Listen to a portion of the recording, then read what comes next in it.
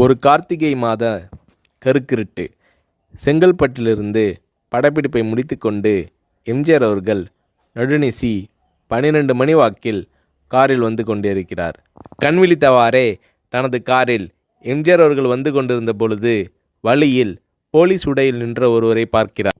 எம்ஜிஆர் அவர்களின் கார் அவரை கடந்து செல்கின்ற போது எம்ஜிஆர் அவர்களின் நெஞ்சில் பொறி தட்டுகிறது.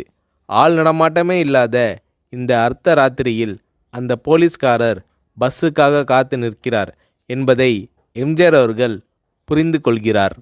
உடனே தனது டிரைவரிடம் காரை நிறுத்த சொல்கிறார் எம்ஜிஆர். கார் பின்னோக்கி வருகிறது.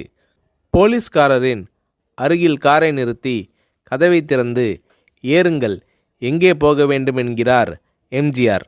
பரவாயில்லை, நான் பஸ்ஸிலே வந்து விடுகிறேன் என்கிறார் அந்த போலீஸ்காரர்.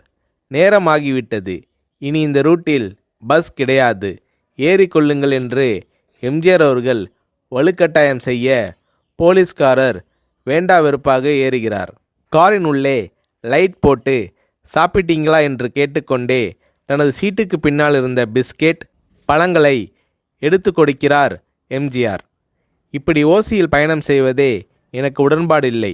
இன்னும் நீங்கள் உண்ண சொல்லி வேறு என்னை இழிவுபடுத்தாதீர்கள் என்று போலீஸ்காரர் மறுக்கிறார். எம்ஜிஆர் அவர்கள் பூரிக்கிறார். இருப்பவனிலிருந்து இல்லாதவன் வரை படித்து பதவியில் இருக்கும் எத்தனையோ பேர் எனக்கு அது வேண்டும் இது வேண்டும் என்று எம்ஜிஆர் அவர்களிடம் வேண்டியதை பெற்று செல்கிறார்கள். ஆனால் சாதாரண பொறுப்பில் இருக்கும் இந்த போலீஸ்காரரின் நேர்மை எம்ஜிஆர் அவர்களை மெய்சிலிர்க்க வைத்துவிட்டது. எம்ஜிஆர் அவர்களின் கார் கத தூரத்தில் வந்து கொண்டிருந்தாலும் காரின் நிறத்தையும் ஒளியையும் மனம் கமலும் ஓடிக்கான் வாசனையையும் வைத்து இது எம்ஜிஆர் அவர்களின் கார் என்றும் கார் சென்ற தடத்தை தொட்டு வணங்குகின்ற அளவுக்கு புகழுடன் திகழ்ந்த நேரம் அது. அரை மணி நேரம் கார் சென்று கொண்டிருக்கிறது. ஆனால் அதுவரை எம்ஜிஆர் அவர்களை பற்றி பெரிதாக போற்றி புகழ்ந்து பேசாமல் அந்த போலீஸ்காரர் வந்ததே புரட்சித் தலைவர் எம்ஜிஆர் அவர்களுக்கு அந்த போலீஸ்காரர் மீது மரியாதையை கூடுதலாக்கியது. நான் தான் எம்ஜிஆர் என்கிறார் எம்ஜிஆர். கேள்விப்பட்டிருக்கிறேன் என்கிறார் அந்த போலீஸ்காரர். பொன்மனச்செம்மல் எம்ஜிஆர் அவர்களின் முகத்தில் கோபம் இல்லை, பதிலுக்கு பொன்முறுவல் மலர்கிறது. என் படங்களை பார்த்து இருக்கிறீர்களா என்று கேட்கிறார் எம்ஜிஆர். நான் சினிமாவே பார்ப்பதில்லை என்கிறார் அந்த போலீஸ்காரர். புரட்சித் தலைவர் எம்ஜிஆர் அவர்கள் இன்னும் பிரமிக்கிறார். இப்போது கார் சத்தத்தை தவிர ஒரே நிசப்தம்.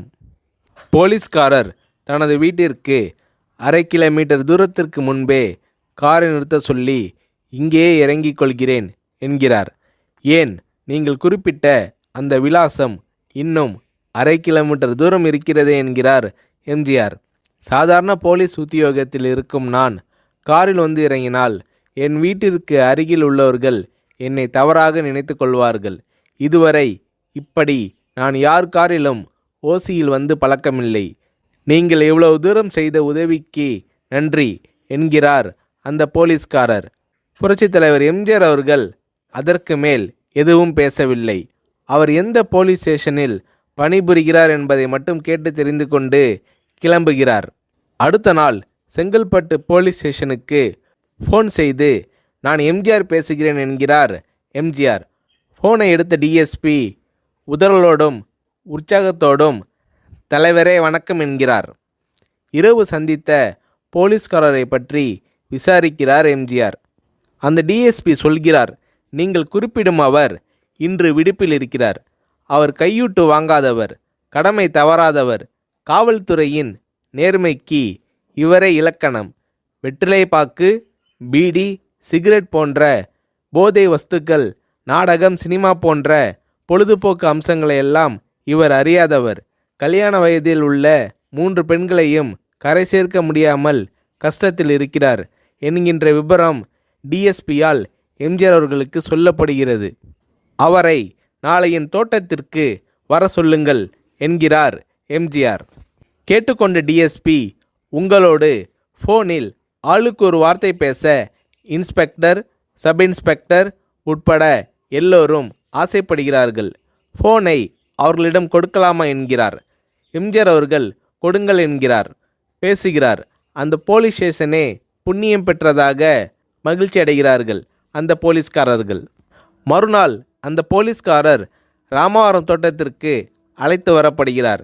அவரிடம் பேப்பரில் மடித்த பெரிய பணக்கட்டை கொடுத்து, இதை வைத்து உங்கள் பெண்களின் கல்யாணத்தை நடத்துங்கள் என்கிறார் எம்ஜிஆர். போலீஸ்காரர் மறுக்கிறார்.